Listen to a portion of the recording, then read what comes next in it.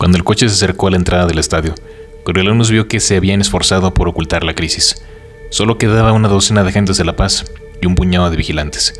Al salir, se percató de que la temperatura había bajado muy deprisa desde su último paseo a casa. En la parte de atrás de la furgoneta, un monitor de noticias del Capitolio mostraba una pantalla dividida con la imagen real de la arena al lado de la versión oscurecida que se transmitía al público. La doctora Gaul, el decano Highbottom y unos cuantos agentes estaban reunidos a su alrededor. Cuando Coriolanus se acercó con la señora Plint, distinguió a Sillinus arrodillado al lado del cadáver de Marcus, inmóvil, como una estatua. «Al menos eres puntual», comentó la doctora. «La señora Plint, me imagino». Sí, respondió ella con voz temblorosa. «Siento que Sillinus esté causando molestias. Es un buen chico, en serio. El problema es que se toma las cosas muy en serio. Nadie podría acusarlo de indiferencia», coincidió la doctora Gaul antes de darse vuelta hacia Coriolanus. «¿Alguna idea de cómo rescatar a tu amigo Snow?» «Parece que está ahí arrodillado, sin más», dijo el decano. «Es posible que sufra una especie de conmoción. Está tranquilo. Quizá puedan enviar a los agentes de la paz sin sobresaltarlo, ¿no creen?», sugirió el chico. «Es demasiado arriesgado», repuso la doctora. «¿Y si dejamos que su madre hable por los altavoces o algún megáfono?», prosiguió Coriolanus. «Si pueden oscurecer la imagen, imagino que también pueden manipular el audio, ¿no?». «En la retransmisión, sí, pero en la arena estaríamos avisando a todos los tributos que hay un chico desarmado del Capitolio entre ellos», dijo el decano Highbottom. Coriolanus empezó a tener un mal presentimiento. «¿Y entonces qué proponen?», preguntó. «Creemos que alguien a quien conozca tiene que entrar con la mayor discreción posible y convencerlo de que salga», respondió la doctora Gaul. «Y ese alguien eres tú». «¿Qué? No», exclamó la señora Plint con un aplomo sorprendente. «No puede ser, Coriolanus. Lo que nos faltaba ahora era poner a otro niño en peligro. Lo haré yo». El joven agradeció la oferta, aunque sabía que tenía pocas posibilidades de prosperar con sus ojos rojos e hinchados y sus inestables tacones altos. No inspiraba mucha confianza como agente encubierta. «Lo que necesitamos es alguien que pueda salir corriendo en caso de que sea necesario. Snow es el más adecuado para esa misión». La doctora Gaul señaló a unos agentes de la paz para que se dispusieran a ponerle a Coriolanus un chaleco blindado para entrar en la arena. «Este chaleco debería de proteger tus órganos vitales, por lo menos. Aquí tienes spray pimienta y un flash para cegar temporalmente a tus enemigos, si es que te ganas alguno». Coriolanus miró la botellita de spray y el flash. «¿Una pistola, al menos? ¿O un cuchillo? Como no has recibido entrenamiento, eso parece más que seguro, así que recuerda, no estás ahí para causar bajas, sino para evitarlas y sacar a tu amigo lo más rápido y silenciosamente posible», le indicó la doctora Gaul. Otro alumno, o incluso el Coriolanus de un par de semanas antes, habría protestado por la situación, habría insistido en que llamaran a un padre, un tutor, habría suplicado. Sin embargo, después del ataque de las serpientes a Clemencia, de las consecuencias de las bombas y de la tortura a Marcus, sabía que no tendría sentido. Si la doctora decidía que tenía que entrar en el estadio, así sería. Daba igual que su recompensa estuviera o no en el juego. Era como los sujetos de otros experimentos. Para ella, estudiantes, tributos, tenían el mismo valor que los havocs de las jaulas. No se les permitiría objetar de ninguna forma. «No puede hacerlo, no es más que un niño. Deje que llame a mi marido», suplicó la señora Plint. «No le pasará nada», dijo el decano Highbottom, esbozando una sonrisita dirigida a Coriolanus. «Un Snow no muere fácilmente». ¿Había sido todo idea del decano acaso? ¿Lo vería como un atajo en su plan para destruir el futuro de Coriolanus? En cualquier caso, parecía inmune a los ruegos de Ma. Con agentes a ambos lados, para su seguridad o para evitar que huyera, caminó hasta la arena. No recordaba cómo lo habían sacado tras las bombas. ¿Por otra salida? Pero vio los destrozos provocados en la entrada principal. Una de las dos grandes puertas había volado por los aires y dejado un enorme agujero en un marco de metales retorcidos. Aparte del guardia, poco se había hecho para asegurar la zona, salvo colocar unas cuantas filas de barreras de hormigón que llegaban hasta la cintura. Sillinus no habría necesitado más que una buena distracción para pasar por ahí, y el bullicio festivo había estado presente casi todo el día. Si los agentes de la paz les preocupaba la actividad rebelde, su objetivo era localizar a cualquiera que amenazara a la multitud. Aún así, la seguridad parecía demasiado laxa. ¿Qué pasaba si los tributos intentaban huir de nuevo? Coriolanus y su escolta avanzaron en zigzag a través de las barreras hasta llegar al vestíbulo, que había recibido multitud de impactos. Las pocas bombillas eléctricas intactas que rodeaban los puestos de comida y de ventas centradas iluminaban una capa de polvo de yeso que aparentemente cubría fragmentos del techo y el suelo. Los pilares estaban derribados y las vigas caídas. Para llegar a los tornos había que esquivar los escombros, y de nuevo supo cómo podría haber entrado Siginus sin que lo detectaran.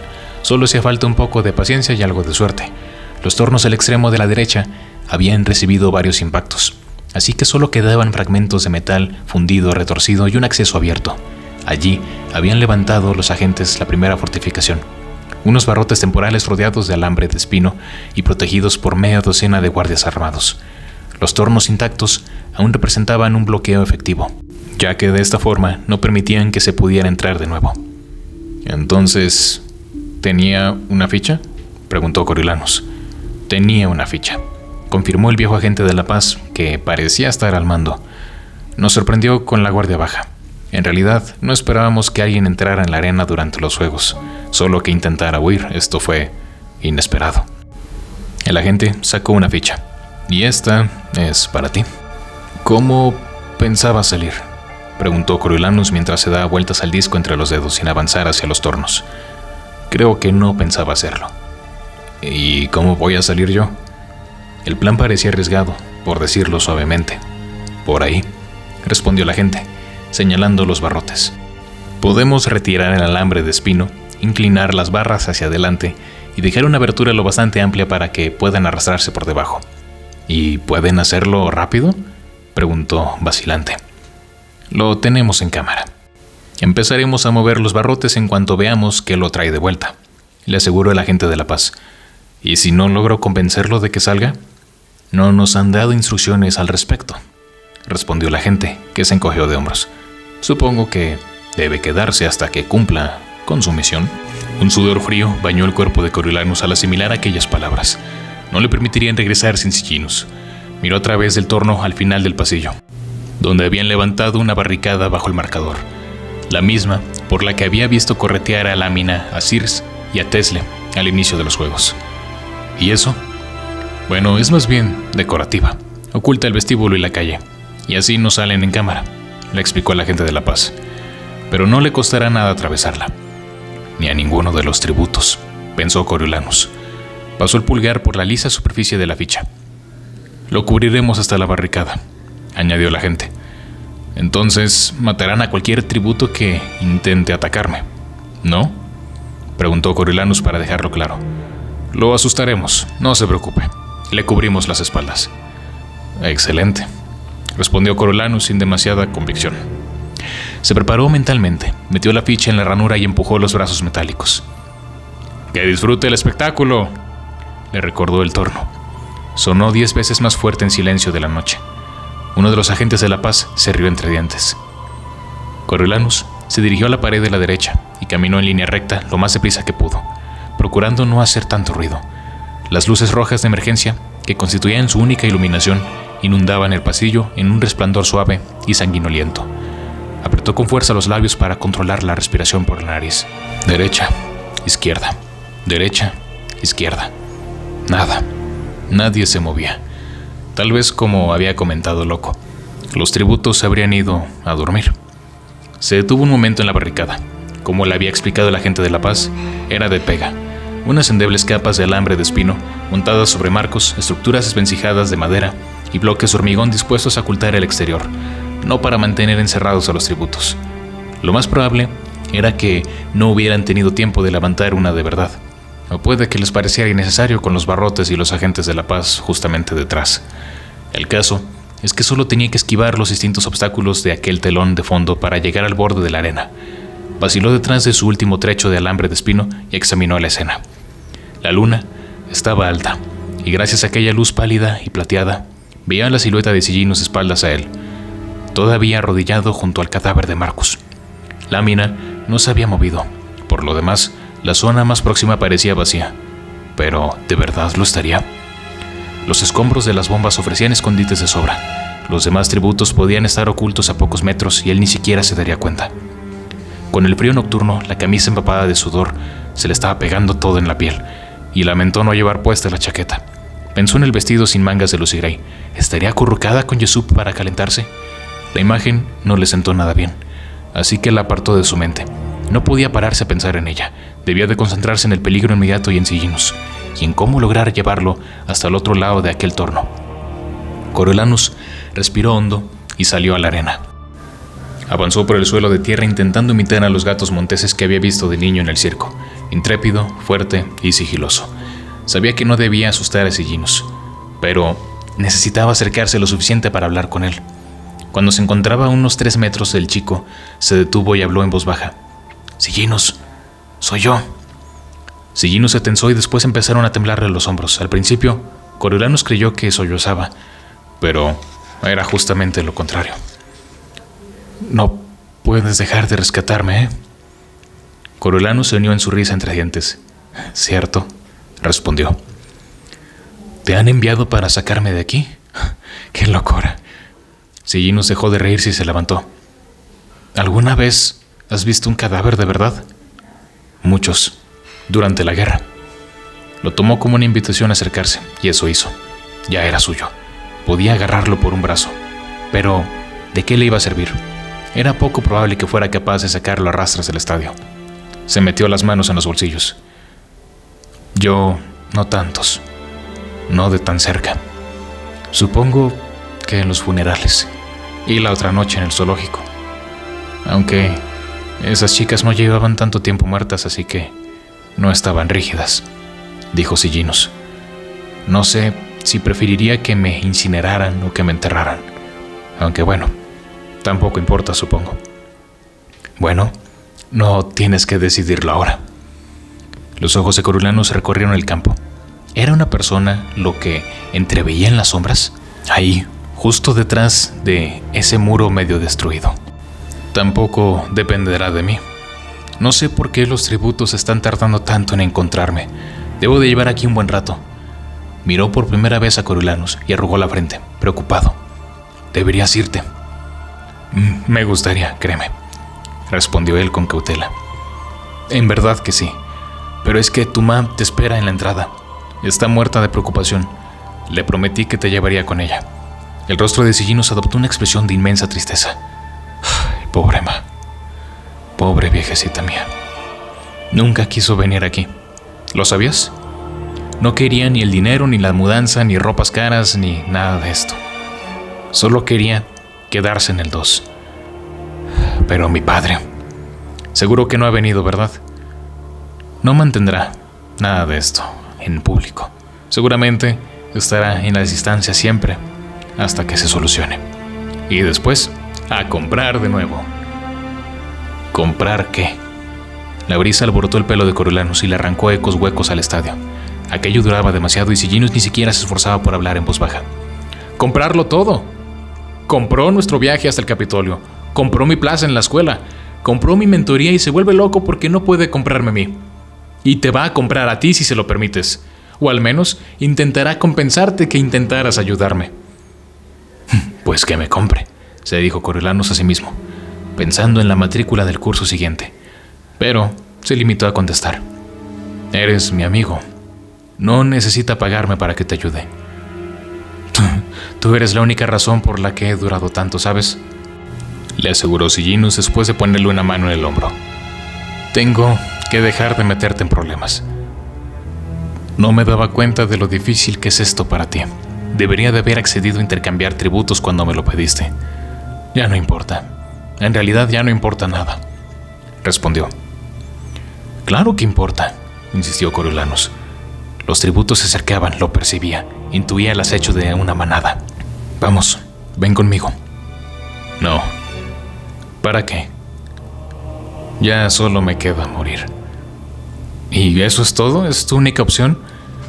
«Es el único modo de hacer un alegato, que el mundo me vea morir a modo de protesta», concluyó Sillinus.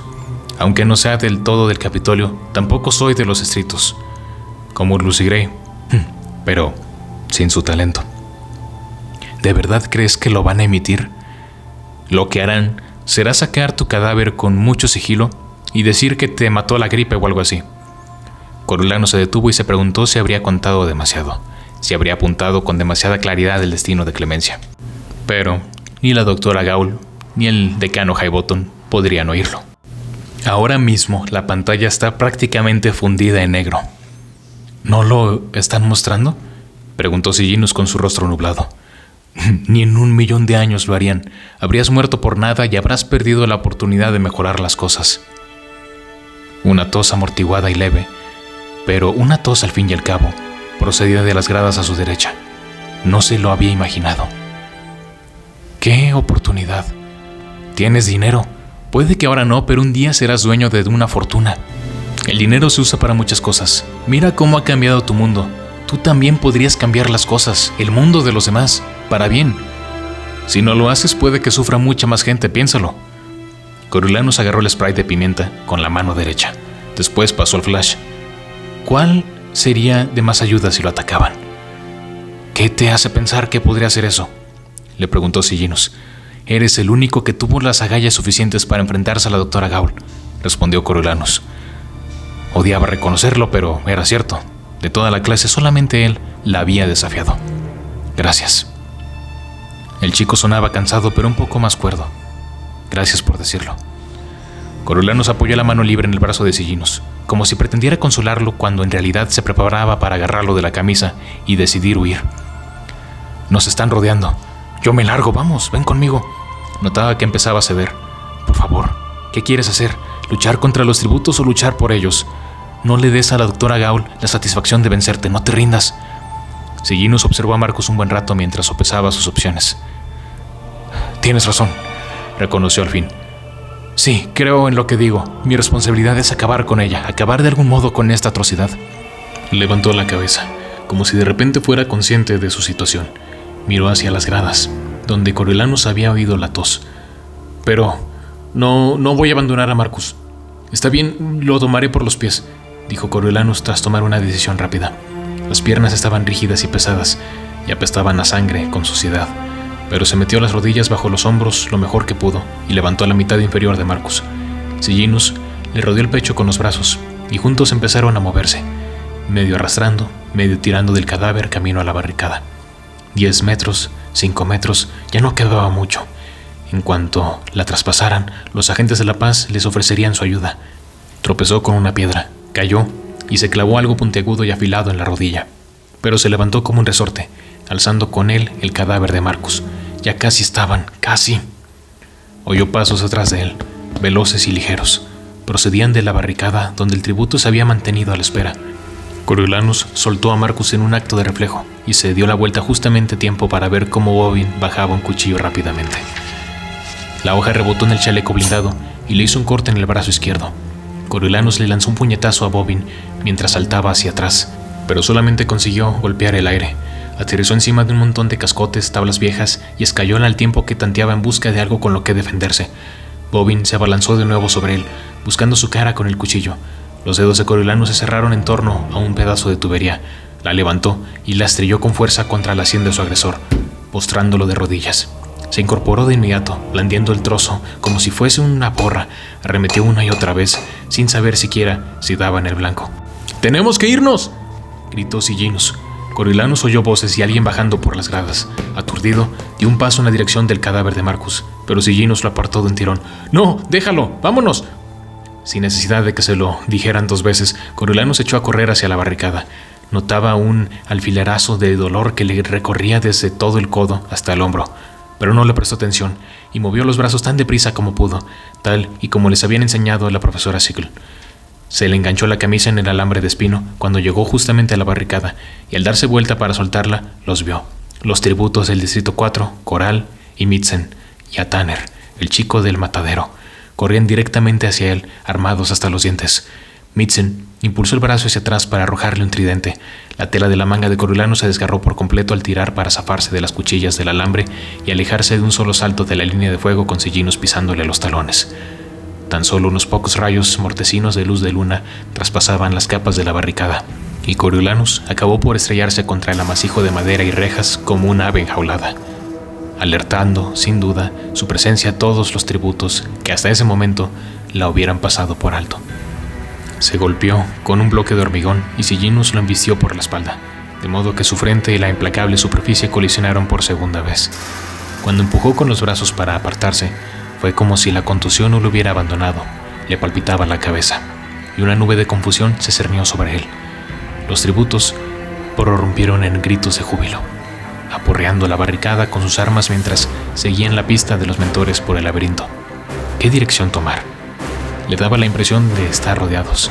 Sillinus lo agarró del brazo y tiró de él mientras se tambaleaba tras sus pasos a ciegas, magullado y aterrorizado. ¿Acaso así es como sería el final?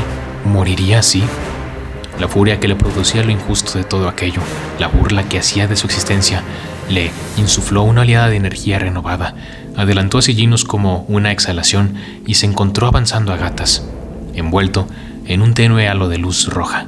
El pasadizo. Frente a él se distinguían los tornos donde los agentes de la paz se habían agrupado junto a los barrotes provisionales. Apretó el paso para ponerse a salvo. Aunque el pasadizo no era muy largo, se le antojó interminable. Sus piernas subían y bajaban, como si estuviese sumergido en un pegamento que lo cubría hasta la cintura, y un enjambre de puntos negros estaba empezando a nublarle la vista. Sillinus corría a su lado, pero oía a los tributos ganar distancia. Algo rígido y pesado, un ladrillo, le hizo un rasguño en el cuello.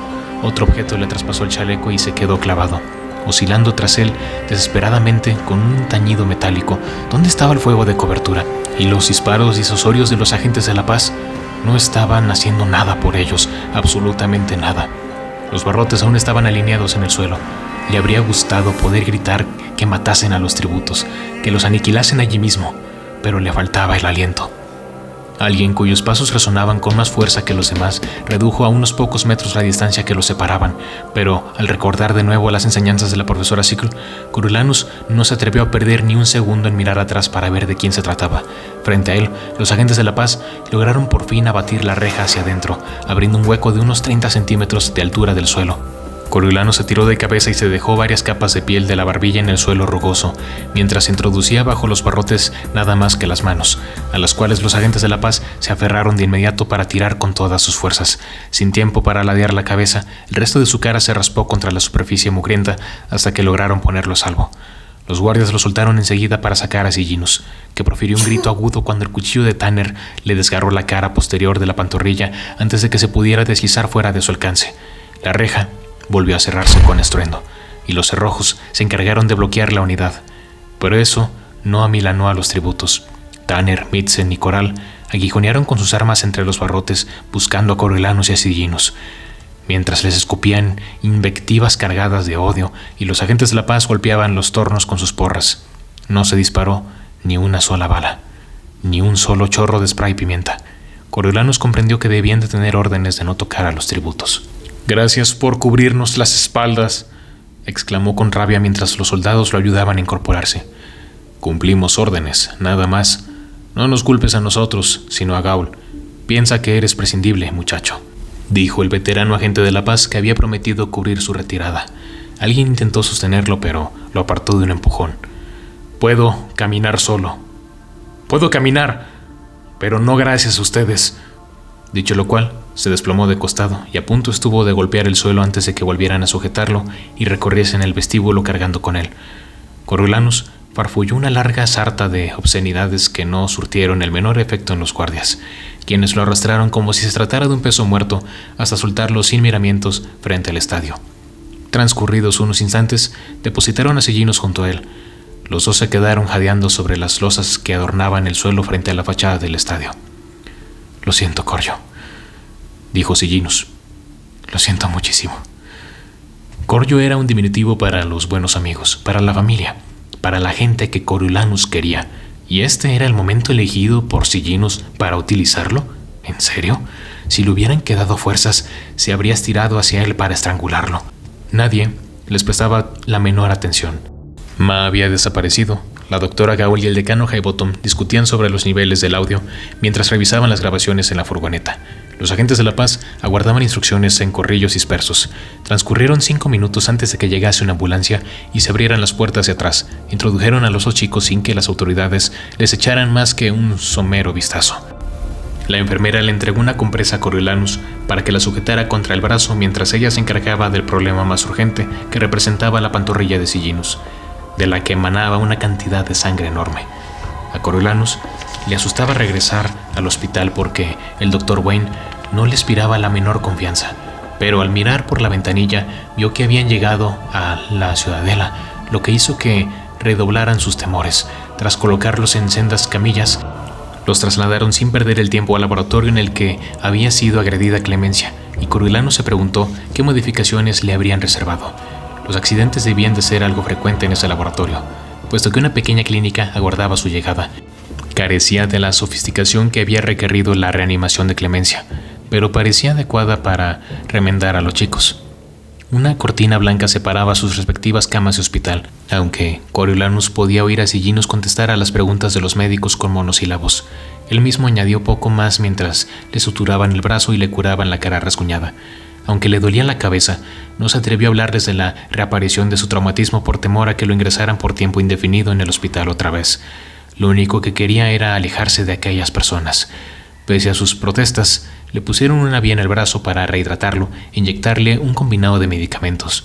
Se quedó tumbado muy rígido, obligándose a no intentar escapar. Aunque había hecho lo que la doctora Gaul le había pedido, aunque lo había logrado, se sentía más vulnerable que nunca. Y allí estaba, herido y atrapado, oculto ante los ojos del mundo en la guarida de aquella mujer. El dolor del brazo se mitigó, pero no se sentía arropado por el manto aterciopelado de la morfina. Debían de haberle administrado algún fármaco alternativo, porque lo que estaba experimentando era una agudeza mental aumentada. Lo percibía todo, desde el tejido de la sábana hasta la tensión del apósito sobre su piel irritada, pasando por el amargor que le había dejado en la lengua el agua de la taza metálica. Unos agentes de la paz llegaron para llevarse a Sillinus, todavía arranqueante.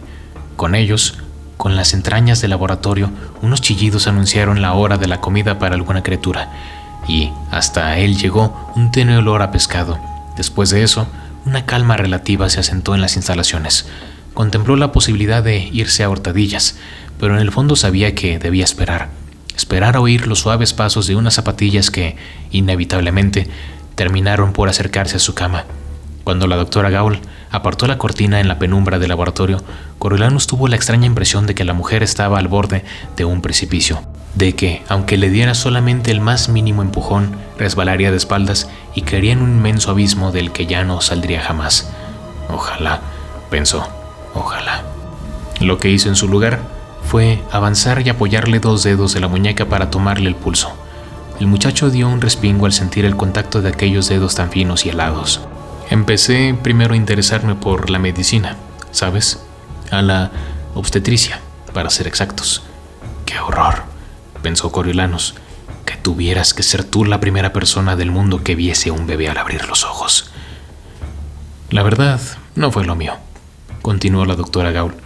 Los padres siempre esperan que los tranquilices, aunque a veces sea imposible, que les digas lo que les depara el futuro a sus hijos. ¿Cómo iba a saber yo lo que les esperaba? Como tú, esta noche. ¿Quién iba a imaginarse que el niño bonito de Crazius Snow habría luchado por su vida en la arena del Capitolio? Él no, eso es seguro. Coriolanus no supo qué responder, apenas se acordaba de su padre, así que intentar imaginarse lo que el hombre habría pensado era imposible. ¿Cómo fue?, preguntó la doctora Gaul. En la arena, quiero decir. Aterrador, dijo Coriolanus, lacónico. Está diseñada para eso. La mujer le apuntó a los ojos con una luz para comprobar el estado de sus pupilas. ¿Y los tributos? El resplandor provocó que le doliera otra vez la cabeza. ¿Qué pasa con ellos? La doctora Gaul pasó a examinar los puntos de sutura.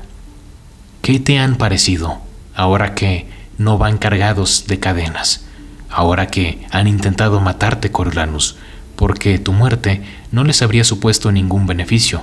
Tú no eres un competidor. Eso era cierto. Habían estado lo suficientemente cerca de él como para reconocerlo. Sin embargo, se habían dedicado a perseguirlos a él y a Sillinus. ¿A Sillinus? que los había tratado tan bien, que les había dado de comer, que los había defendido, que incluso se había apiadado de uno de sus difuntos. ¿Cuándo podrían haber aprovechado la ocasión para matarse entre ellos? Me parece que he subestimado hasta qué punto nos odian, dijo Coriolanus.